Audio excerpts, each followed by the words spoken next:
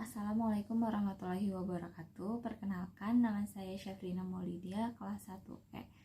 Kali ini saya akan menjelaskan tentang penanganan bullying melalui pendidikan karakter pada remaja awal. Nah, kasus pembulian pasti ada faktor penyebabnya.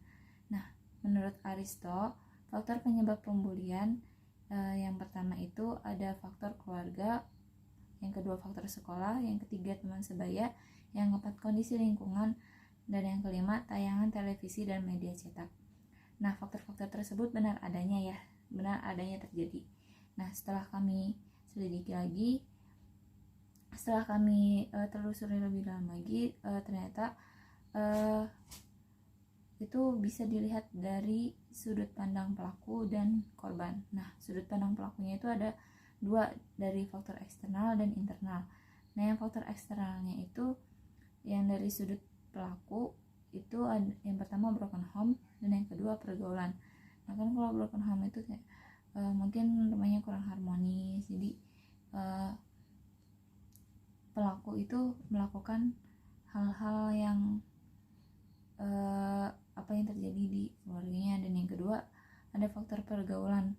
Faktor pergaulan merupakan salah satu hal yang dapat mempengaruhi perilaku seseorang. Jadi ya, kita harus pandai-pandai memilih teman.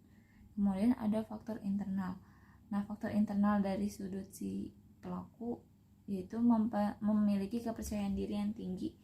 Dan yang kedua keinginan yang berlebih. Maksudnya keinginan yang berlebih itu misalnya kayak pelaku merupakan perokok aktif, jadi harus membeli rokok setiap harinya, padahal uang yang diberi oleh orang tua tuh tidak cukup untuk membeli rokok, dan akhirnya si pelaku itu melakukan pemalakan terhadap remaja lainnya gitu.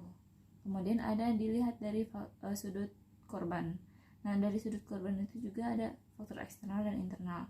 Nah, yang faktor eksternalnya itu yang pertama ada kurangnya bersosialisasi, dan yang kedua latar belakang ekonomi. Kemudian ada faktor internal. Nah, faktor internalnya itu juga dibagi lagi. Yang pertama memiliki rasa rendah diri yang tinggi, dan yang kedua itu fisik yang lemah, dan yang ketiga memiliki sifat keras kepala.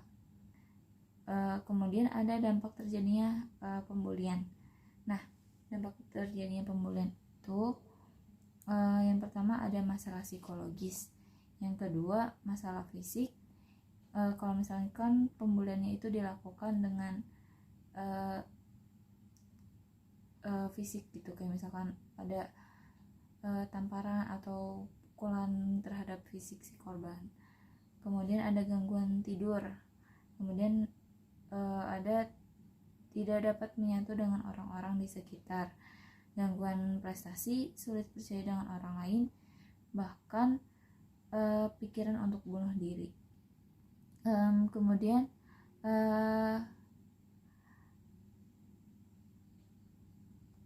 cara-cara menangani tindakan pembulian itu, yang pertama cara yang digunakan pendidik untuk menerbitkan peserta didik yang melakukan penyimpangan dengan cara memperkuat pengendalian sosial termasuk tindak kekerasan dengan cara melakukan pengawasan dan penindakan. Nah, yang kedua melestarikan budaya meminta maaf dan memberi maaf. Kemudian yang ketiga menerapkan prinsip-prinsip anti kekerasan. Nah, yang keempat memberikan pendidikan perdamaian kepada generasi muda. Yang kelima meningkatkan dialog dan komunikasi antar siswa dalam sekolah. Kemudian menyediakan layanan untuk menyampaikan keluh kesah yang tersimpan di dalam batin. Kemudian yang terakhir itu melakukan usaha pencegahan tindak kekerasan di sekolah. Nah, berikut cara penanganan terjadinya bullying melalui pendidikan karakter yang dapat kami simpulkan.